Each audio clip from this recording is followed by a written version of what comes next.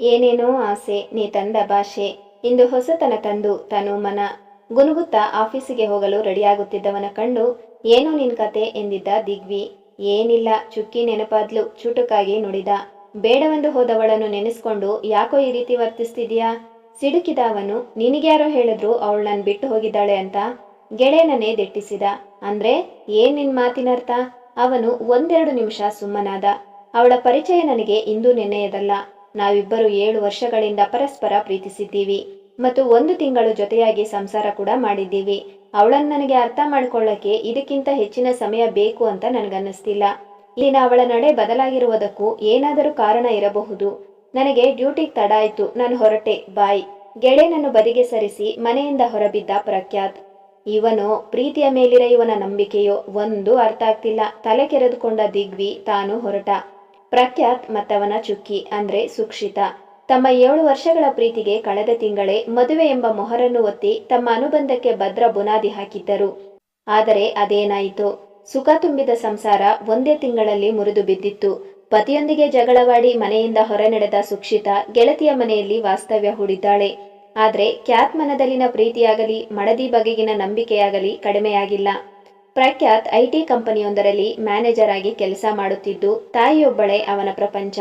ಮಧ್ಯಮ ವರ್ಗದ ತುಂಬು ಕುಟುಂಬದಲ್ಲಿ ಬೆಳೆದ ಸುಕ್ಷಿತಾ 4 ಮಂದಿ ಮಕ್ಕಳಲ್ಲಿ 2ನೇಯವಳು. ಮುದ್ದಾಗಿರೋ ಹುಡುಗಿ, ನೋಡಲೆದೆಷ್ಟು ಅಂದವೋ, ಮನಸ್ಸು ಕೂಡ ಅಷ್ಟೇ ಮುದ್ದು. ಮಧ್ಯಾಹ್ನದ ಸಮಯ, ಲಂಚ್ ಬ್ರೇಕ್. ಆಫೀಸಿನಿಂದ ಹೊರಬಿದ್ದಿತ್ತು ಗೆಳೆಯರಿಬ್ಬರ ಜೋಡಿ. ಕ್ಯಾತ್, ಅಲ್ನೋಡೋ ನಿನ್ ಹೆಂಡ್ತಿ. ರೆಸ್ಟೋರೆಂಟ್ ಒಂದರಲ್ಲಿ ಯಾರೋ ಒಬ್ಬರ ಜೊತೆ ಕುಳಿತು ಮಾತನಾಡುತ್ತಿದ್ದವಳನ್ನು ತೋರಿಸಿದ ದಿಗ್ವಿಜಯ್. ಈಗ ತಾನೇ ಅನ್ಕೋತಿದ್ದೆ ಒಮ್ಮೆ ನೋಡಲು ಸಿಗ್ಬಾರ್ದಾ ಅಂತ. ಬಾ ಅಲ್ಲೇ ಹೋಗೋಣ. ಒಳ ನಡೆದ ಪ್ರಖ್ಯಾತ್. ಕ್ಯಾತ್, ನಿಂತ್ಕೋ. ಅವರ ಮಧ್ಯೆ ಹೋಗೋದು ಏನ್ ಚೆನ್ನ ಎಂದ ದಿಗ್ವಿ. ನಾನು ರೆಸ್ಟೋರೆಂಟಿನೊಳಗೆ ಹೋಗೋಣ ಅಂದಿದ್ದು. ಒಳಬಂದವನು ಅವಳ ತನಗೆ ಸರಿಯಾಗಿ ಕಾಣಿಸುವಂತೆ ಟೇಬಲ್ ಒಂದನ್ನು ಆರಿಸಿ ಕುಳಿತ. ಕ್ಯಾತ್, ಏನೋ ಇದು? ಅವ್ರು ನೋಡಿದ್ರೆ ಏನ್ ಅನ್ಕೊಳ್ಳಲ್ಲ? ನಾವು ಅವರನ್ನು ಫಾಲೋ ಮಾಡ್ತಿದ್ದೀವಿ ಅನ್ಕೊಂಡ್ರೆ ಏನೋ ಗತಿ. ಮೊದಲೇ ನಿಮ್ ಸಂಸಾರ ಸರಿಗಿಲ್ಲ. ಆದರೆ ಜಪ್ಪಯ್ಯ ಅಂದ್ರೂ ಕುಳಿತ ಜಾಗದಿಂದ ಅಲುಗಾಡಲಿಲ್ಲ ಪ್ರಖ್ಯಾತ್.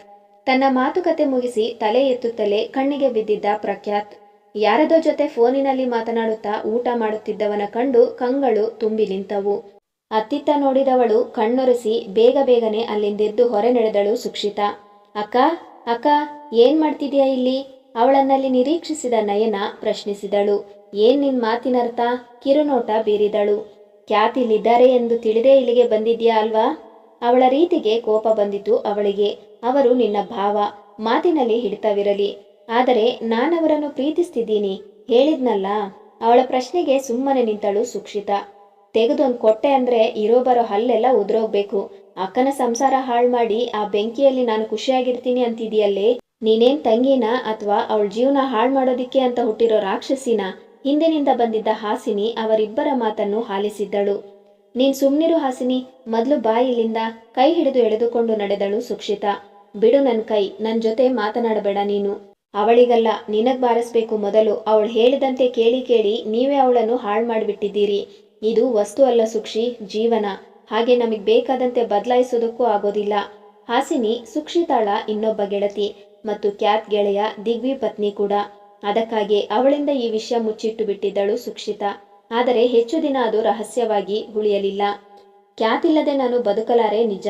ಆದರೆ ನಯನ ನನ್ನ ಒಡ ಹುಟ್ಟಿದವಳು. ಅವಳ ಸಾವಿಗೂ ಕೂಡ ನಾನು ಕಾರಣ ಆಗಲಾರೆ. ಅವಳ ಮಾತಿಗೆ ಹಾಸಿನಿಯ ಕೋಪ ಹೆಚ್ಚಿತ್ತು. ನಿನಗೆ ಹೀಗೆಲ್ಲ ಹೇಳಿದ್ರೆ ಅರ್ಥ ಆಗೋದಿಲ್ಲ. ಯಾರಲ್ಲಿ ಹೇಳ್ಬೇಕೋ ಅವರಲ್ಲೇ ಹೇಳ್ಬೇಕು. ಬಿಡು ನನ್ ಕೈ. ಕೋಪದಿ ಕೈ ಕೊಡವಿಕೊಂಡು ಹೊರಟು ಹೋದಳವಳು. ನಯನ ಸ್ವಭಾವದಿ ಹಠಮಾರಿ ಹುಡುಗಿ. ಕಣ್ಣಿಗೆ ಕಂಡಿದ್ದೆಲ್ಲ ತನ್ನದಾಗಬೇಕೆಂಬ ಹುಚ್ಚು ಸ್ವಾರ್ಥ. ಆಕಸ್ಮಿಕವಾಗಿ ಕಣ್ಣಿಗೆ ಬಿದ್ದಿದ್ದ ಕ್ಯಾತ್ ಕೂಡ ಒಂದು ವಸ್ತುವಿನಂತೆ ಇಷ್ಟವಾಗಿ ಬಿಟ್ಟಿದ್ದ ಅವಳಿಗೆ. ಅದನ್ನೇ ಪ್ರೀತಿ ಎಂದುಕೊಂಡವಳು ಅವನು ತನ್ನ ಅಕ್ಕನ ಪತಿಯೆಂದು ತಿಳಿದ ನಂತರವೂ ತನ್ನ ಹುಚ್ಚಾಟ ಬಿಟ್ಟಿರಲಿಲ್ಲ. ಅವನನ್ನು ತನಗೆ ಬಿಟ್ಟು ಕೊಡದಿದ್ದಲ್ಲಿ ಸಾಯುವುದಾಗಿ ಬೆದರಿಸಿ ಪತಿ ಪತ್ನಿಯನ್ನು ದೂರ ಮಾಡುವಲ್ಲಿ ಸಫಲವಾಗಿದ್ದಳು. ಮನೆಯಲ್ಲಿ ತಿಳಿದರೆ ಎಲ್ಲಿ ತನಗೆ ಸಮಸ್ಯೆಯಾಗುವುದೋ ಎಂದು ಅವಳಿಗೆ ತವರು ಮನೆಗೆ ಹೋಗುವುದಕ್ಕೂ ನಿರ್ಬಂಧ ಹೇರಿಬಿಟ್ಟಿದ್ದಳು.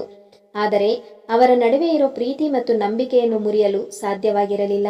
ಭಾವನ ಬಗ್ಗೆ ಇಲ್ಲಸಲ್ಲದ ಗಾಸಿಪ್ ಹುಟ್ಟಿಸಿ ಅಕ್ಕನ ಮನದಲ್ಲಿ ಶಂಕೆ ಹುಟ್ಟು ಹಾಕುವ ಪ್ರಯತ್ನ ಮಾಡಿ ಅದರಲ್ಲೂ ಸೋತಿದ್ದಳು. ನಯನ ತಾನೇ ಮೊದಲಾಗಿ ಮಾತಿಗೆ ಆರಂಭಿಸಿದ ಪ್ರಖ್ಯಾತ್. ಅದು ಭಾವ ಸಂಕೋಚಿಸಿದಳು. ಅದೇನೋ ನೀನು ನನ್ನನ್ನು ಪ್ರೀತಿಸ್ತಿದೀಯಂತೆ? ನೇರವಾಗಿ ಮಾತಿಗಿಳಿದವನ ಕಡೆ ದಿಟ್ಟಿಸಿದವಳು. ಓ, ನಿಮಗೆ ಗೊತ್ತಾಯ್ತಾ? ಹೇಗೆ ಹೇಳೋದು ಅಂತ ಯೋಚಿಸ್ತಿದ್ದೆ, ನಿಟ್ಟುಸಿರು ಚೆಲ್ಲಿದಳು. ಆದರೆ ನಾನು ನಿನ್ನ ಪ್ರೀತಿಸ್ತಿದ್ದೀನಾ ಇಲ್ವಾ ಅಂತ ತಿಳ್ಕೊಳ್ಳೋ ಪ್ರಯತ್ನ ಕೂಡ ಮಾಡಬೇಕಿತ್ತಲ್ಲ, ಕೇಳಿದ. ಈಗ ಪ್ರೀತಿಸದಿದ್ದರೇನು, ನಂತರ ಪ್ರೀತಿಸಬಹುದಲ್ವಾ, ನುಡಿದಳು. ಪ್ರೀತಿಸದೇ ಇದ್ರೆ? ಅವಳಲ್ಲಿ ಉತ್ತರವಿಲ್ಲ. ನಿನಗೂ ಗೊತ್ತು ನಯನ, ನಾನು ನಿನ್ನನ್ನು ಯಾವತ್ತಿಗೂ ಪ್ರೀತಿಸೋದಕ್ಕೆ ಸಾಧ್ಯ ಇಲ್ಲ ಅಂತ. ಮತ್ತು ಯಾಕೆ ಈ ಹುಚ್ಚು ಸಾಹಸ? ನಿನಗೆ ನಾನು ಕೇವಲ ಇಷ್ಟವಾಗಿದ್ದೀನಿ ಅಷ್ಟೇ. ಆದರೆ ನಿನ್ನ ಅಕ್ಕ ನನ್ನ ಮಡದಿ, ಅಗ್ನಿಸಾಕ್ಷಿಯಾಗಿ ತಾಳಿ ಕಟ್ಟಿದ್ದೇನೆ. ಆ ಸಮಯದಲ್ಲಿ ಅವಳಿಗೆ ನೀಡಿರೋ ವಚನ ಮುರಿದು ನಾನು ನಿನ್ನ ಹಿಂದೆ ಬರ್ತೀನಿ ಅಂತ ನೀನು ಅದು ಹೇಗನ್ಕೊಂಡೆ? ಈ ಪ್ರೀತಿ ಮದುವೆ ಅನ್ನೋ ಬಂಧಗಳು ಕೇವಲ ಹೆಸರುಗಳಲ್ಲ, ಅದು ಪವಿತ್ರವಾದ ಸಂಬಂಧ. ಅನುಭವಿಸಲು ಮಾತ್ರ ಸಾಧ್ಯ. ನಮ್ಮಿಬ್ಬರನ್ನು ನೀನು ದೂರ ಮಾಡಬಹುದು, ಆದರೆ ನಮ್ಮ ನಡುವೆ ಇರೋ ಈ ನಂಬಿಕೆ ಮತ್ತು ಪ್ರೀತಿಯನ್ನು ನೀನು ದೂರ ಮಾಡಲು ಸಾಧ್ಯ ಇಲ್ಲ. ಅದರಿಂದ ಹೇಳ್ತಿದ್ದೀನಿ, ಈ ಹುಚ್ಚು ಸಾಹಸ ಬಿಟ್ಟು ಬಿಡು. ನಿಮ್ಮ ಅಕ್ಕನನ್ನು ಎದುರಿಸಿದಂತೆ ನನ್ನನ್ನು ಎದುರಿಸೋಕೆ ನೋಡ್ಬೇಡ.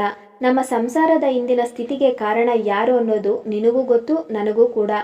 ಎಲ್ಲರಿಗೂ ತಿಳಿದರೆ? ಸುಮ್ಮನಾದಳು ನಯನ. ಪತಿ ಪತ್ನಿ ಸಂಬಂಧ ಕೇವಲ ಜೊತೆಯಲ್ಲಿರುವಾಗ ಮಾತ್ರವಲ್ಲ, ದೂರ ಇರುವಾಗಲೂ ಜೀವಂತವಾಗಿರುತ್ತೆ. ಒಂದು ಕ್ಷಣ ನಿಲ್ಲಿಸಿ, ಇದೆಲ್ಲ ಮೊದಲೇ ನನಗೆ ತಿಳಿದಿದ್ರೆ ಈ ಥರ ಸಮಸ್ಯೆಯೇ ಆಗ್ತಿರಲಿಲ್ಲ. ಹೋಗ್ಲಿ ಬಿಡು, ಹಾಸಿನಿ ಇದನ್ನು ಹೇಳಿ ಒಳ್ಳೆಯದನ್ನೇ ಮಾಡಿದ್ದಾಳೆ. ನನ್ನಿಂದ ವಿಷಯ ಮುಚ್ಚಿಟ್ಟು ನೀನು ತಪ್ಪು ಮಾಡಿಬಿಟ್ಟೆ ಚುಕ್ಕಿ. ಆದರೆ ಬೇಸರ ಇಲ್ಲ ನನಗೆ. ನೀನು ನಿನ್ನ ತಂಗಿಗಾಗಿ ಮಾಡದೆ. ಅಕ್ಕನನ್ನು ಕಂಡು ಅಚ್ಚರಿಗೊಂಡಳು ನಯನ. ನಾನೇ ಬರ ಹೇಳಿದ್ದು. ಇಂದಿಗೆ ನಿಮ್ಮಿಬ್ಬರ ಗೊಂದಲವು ಬಗೆಹರಿದಿದೆ ಅನ್ಕೋತೀನಿ. ನೀನು ನನ್ನಿಂದ ಚುಕ್ಕಿಯನ್ನು ದೂರ ಮಾಡಿದ್ರು, ನಿನ್ನ ಅಕ್ಕ ನಿನಗಾಗಿ ನನ್ನಿಂದ ದೂರ ಆದ್ರೂ, ಏನೇ ಆದ್ರೂ ಇಲ್ಲಿ ನಮ್ಮ ಮೂವರ ಜೀವನವು ಹಾಳಾಗುತ್ತೆ. ಅದರಲ್ಲೂ ಹೆಚ್ಚಾಗಿ ನಯನ, ನಿನ್ನ ಜೀವನ.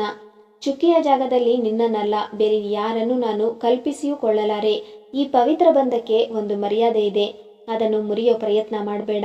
ಮಡದಿಯ ಕೈ ಹಿಡಿದು ಅಲ್ಲಿಂದ ನಡೆದ ಖ್ಯಾತ್. ಅವನ ಕೈಯೊಳಗಿರುವ ತನ್ನ ಕೈ ಹಿಡಿತವನ್ನು ಇನ್ನೂ ಬಲಗೊಳಿಸಿದಳು ಸುಕ್ಷಿತಾ. ಇನ್ಮುಂದೆ ಈ ರೀತಿ ಯಾವುದನ್ನು ಮುಚ್ಚಿಡೋದಿಲ್ಲ ಎಂಬ ಭರವಸೆ ಇದ್ದಂತಿತ್ತು ಆ ಹಿತವಾದ ಹಿಡಿತದಲ್ಲಿ. ಅವಳತ್ತ ನೋಡಿ ನಗು ಬೀರಿದರೆ ಆ ನಗು ಅವಳ ಮುಖದಲ್ಲೂ ರಂಜಿಸಿತ್ತು. ಈ ವಿಡಿಯೋ ನಿಮಗೆ ಇಷ್ಟವಾದರೆ ದಯವಿಟ್ಟು ಒಂದು ಲೈಕ್ ಕೊಟ್ಟು ಹಾಗೆ ಸಬ್ಸ್ಕ್ರೈಬ್ ಮಾಡಿಕೊಳ್ಳಿ. ಧನ್ಯವಾದಗಳು.